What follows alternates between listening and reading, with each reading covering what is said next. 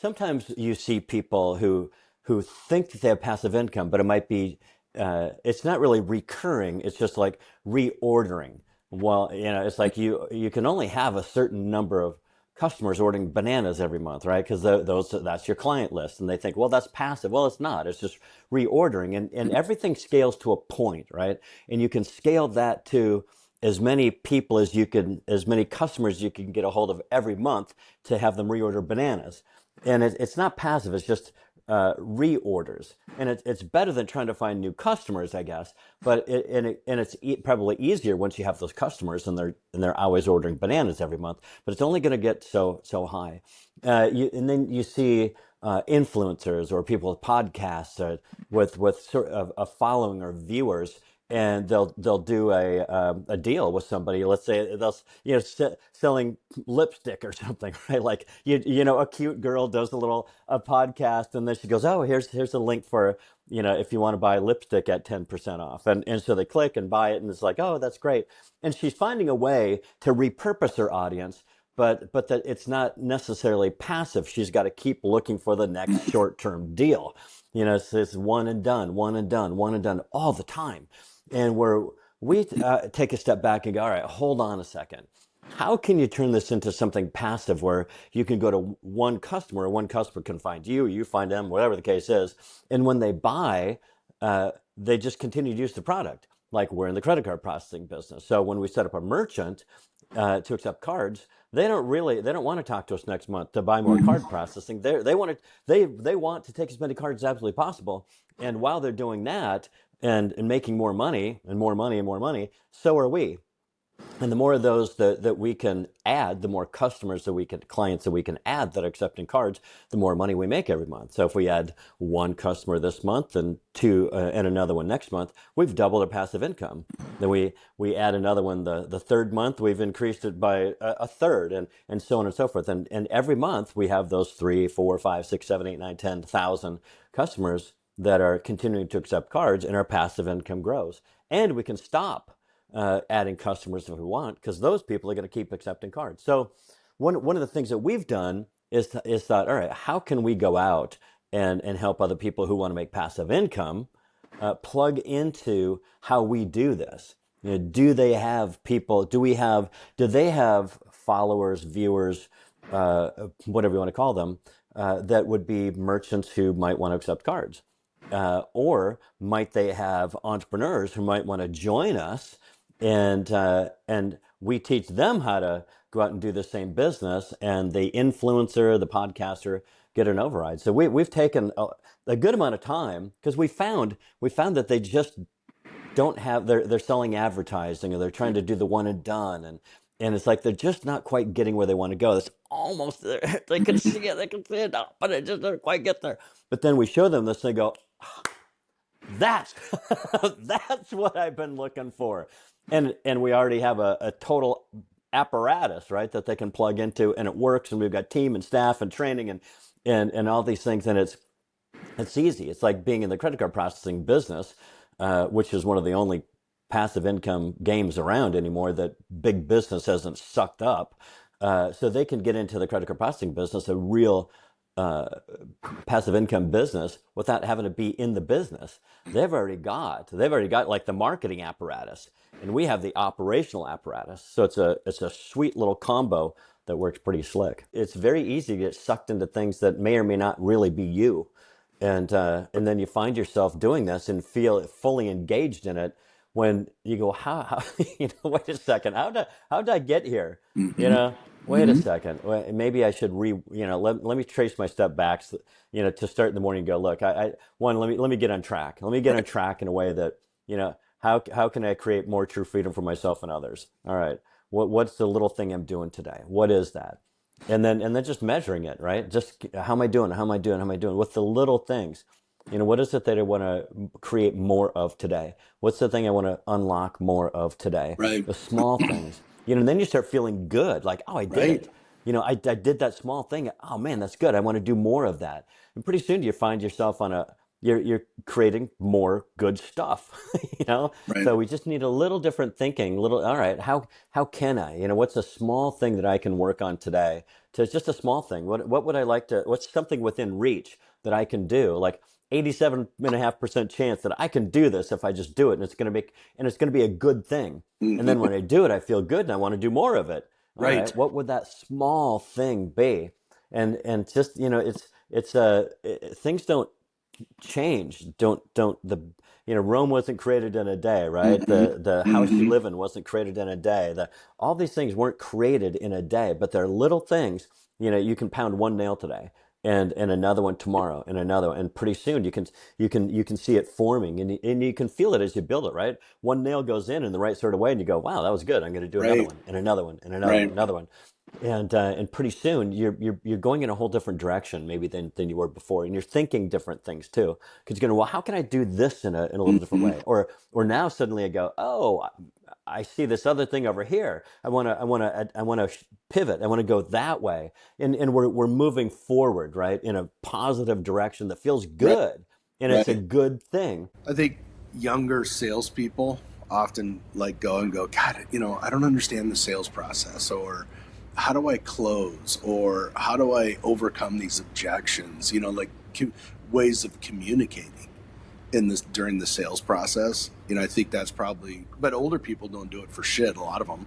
I mean, we've seen that over the years. It's like, dude, you've been a Most sales most guy people 30 are years. poor at it. If you're going to be a pro basketball player and you're going to keep working, you keep working on your shot and Right. refining it, and pretty soon you've got a good 3-point shot where you didn't before, and you have to keep, if you're going to be a pro. I mean, if you're alive, why not do a good job at what you're doing? Yeah, I agree. Yeah. There's plenty of time to slack off when you're no longer alive. you know. Well, and I think and a lot of it is like talking about, make sure you set up proper expectations for not only you, but your clients, because it's funny how we understand that when someone goes, call me tomorrow, I always go, well, what time? Yeah, I always ask that because I'm like, yeah, dude, I don't want to get into this vicious phone tag with you tomorrow.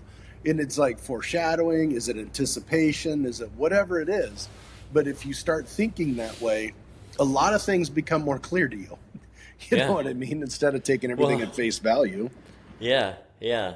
Right, right. The more things that you do better and cleaner, the less you have to think about them, Right. and the more opportunity you have for, to your point, new thoughts occur to you. Well, okay, because you're not all consumed with your third Right. call back when within this horrible game of phone tag, your mind is free to do other things. In a better, you get to ascend. You Right. get to rise. Right. Otherwise, you can spend your life doing phone tag and all the other low value, low return on investment actions, Right. or you can clean that up and open up the whole new way of thinking of new things, and new things occur. You see things that you didn't have time to see because you're busy doing occupied playing phone tag or Right. whatever it is you're doing that you shouldn't be doing, but that's what you're doing, and it's consuming. That's what you're thinking about right at that moment, instead of being free to see new things. Well, and there's only so much. I remember when I was a kid and I didn't understand it then, but my dad would go, "Oh man, there's just not enough time in the day. Not enough time in the day." And I'm like, "What do you mean? There's all kinds of time, right?" Because, obviously when you're a kid, you don't have that many things that you're responsible for and things that you're worried about and have to deal with. But now, as you grow in through life, you go, "This is why I must be super efficient. This is why I must systemize things because there's only I look at it like bandwidth, right? Or like Mm-hmm. it's like an emotional account. You only have so much emotional capital to spend in one day. Like I can only spend this much emotional capital today. So I better be spending it on things that are like hugely move forward and not chasing some guy down on a voicemail message or Yeah, this yeah, or that. It's like, man. And then I've had days like that when you've got more than one of those going on. And then at the end of the day, you feel like you absolutely got nothing accomplished. And I don't like that feeling. That to me, that's an uncomfortable feeling. I like to yeah. feel like at the end of I like to take stock of my days, and go, today was great. I got these things done. I've been thinking about these things and not wasting your emotional capital on things that don't better your situation or move you in the direction that you want to move to. It's too exhausting. Yep. And that's what you spend your time doing the load you carry, the things you do, ultimately define you. Right. Oof. But a lot of people like busy work. It's like, oh, I'm just busy. I'm busy. I'm trying to call this guy. It's like, yeah, but how far did you get towards on your journey then? Well, I Yeah. didn't really get, and they never get there. They Right. never get there. They just The ultimate, constantly I do call it business. the ultimate busyness. The Checking ultimate all, business. racing around, checking all the boxes and getting nothing done. Uh-huh. Yeah. Yep. People often confuse being busy with being productive. Right. Two different things. Right. Often two different things. People are like water. They always take the path of least not everybody. A lot of people are like water. They take the path of least resistance. So, and that's the ultimate busy, because that's just, it's easy to do that. It's easy. Oh, I just called back and I just did this. Yeah. I did this, and Well, but your brain does that, right? Your brain's not your right, friend. It's a good calculator. Your brain's good at calculating and keeping your bodily functions moving, right? right, But it'll undermine you. It always wants the easy way. Your yeah, brain always wants to, oh, you know what? Let's not do that. Let's just do this, or let's just click over. Oh, when I started back at Peachtree a million years ago in San Diego, there was a very certain order in which I laid out the paperwork, right? Because we've got a merchant account order form and a merchant processing agreement and an invoice and lease paperwork. I think and then maybe there's something else in there. I don't remember. I think that was it. And two places where they need to sign the lease and all this stuff. And I would see other people doing it. They had no rhyme or reason. They just right, go. But mine was. I thought, okay, well, you go, well, how's this going to flow, right? I want something, and how I thought about it was, like, all right, I want low resistance to whatever the first right, paperwork is, first paper, yeah, and then if I get into the next thing, can be a little more resistance, and then I want to tail it off with something easy. Oh, you just need this. Oh, I just need this final thing and this something easy. Oh, okay. And then I move on to, all right, now, and then I move on to what we talked about in a different segment, where I wanted to shift their thinking away from this paperwork and this deal. And I don't want to buyer's remorse or all that kind of stuff. So what I wanted to do was now put in time frame. All right, so it's 12:30. I'm going to get this over to our office. They'll get it to underwriting. There's a cutoff at 3 o'clock. They should have it done at 3 o'clock. By then, if there's any sort of question, you know how underwriters and bankers can be. If there's going to be any questions, probably going to be in the next couple of days. right, If there is, I'll get back to you right away with, sometimes they want, I don't know, they want a copy of advertising or a financial statement or a tax return. How underwriters and bankers can be. If they need anything like that, I'll get back. So then I switch. But there's always a very intentional way of doing everything along in the process, and it wasn't just arbitrary. It was. right, But then nobody teaches time frame or shifting focus, and almost never do they teach you the sequence of paperwork. right. And they don't. And so if they don't even teach you those things, what else are you missing? That could make what you're doing so much more effective. There are probably and some things in every area. And I operated a lot the same way, and I knew when I was going through this process where the hurdles would be, like, I knew when to expect like an objection, right? And I always knew within a 99% accuracy what that objection was going to be. Yeah. And so I knew how to handle it. And I remember when you went through the process and you didn't get that objection, then you knew exactly how the rest of it was going to go. You knew like then you started associating the type of person that you're dealing with, and this person's going to object here. This one, oh, they'll object farther down here. You knew all this going into it. You knew exactly, because you're living it with them, and you go, okay. Well, you're paying attention too, right? You're paying attention, right? And what, Chuck? Are you profiling? Are you learning? Did you learn? I'm this not going to process? say yes because I don't want it cut out and used against me later. Yeah, right. I mean, but you paid attention and you learned and you adapted, right? Right. You anticipated. You anticipated having to adapt. This is an interesting thing right here. Right.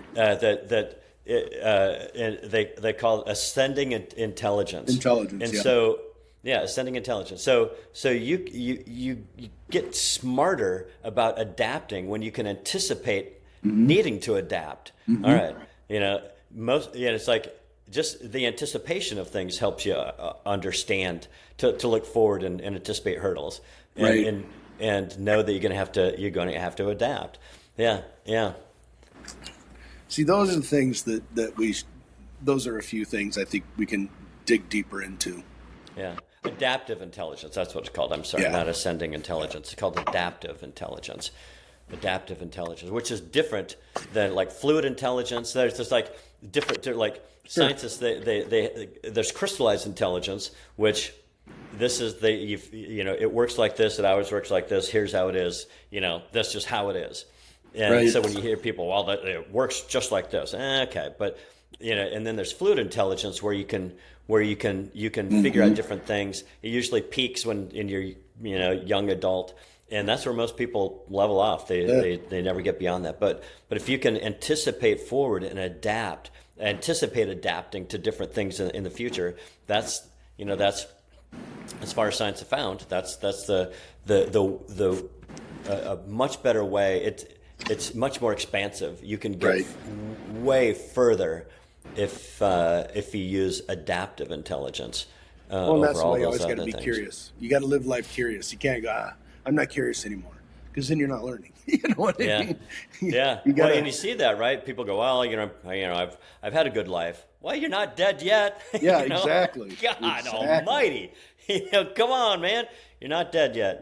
Let's, like what are you just kind of coasting through the finish Yeah. line, foot off the gas? I think I can probably make it. What, what? Gosh. We learned that if you don't do it the way we teach you how to do it, it's way more difficult, and ultimately you come to the same conclusion that we've already come to, and that's why we do it this way.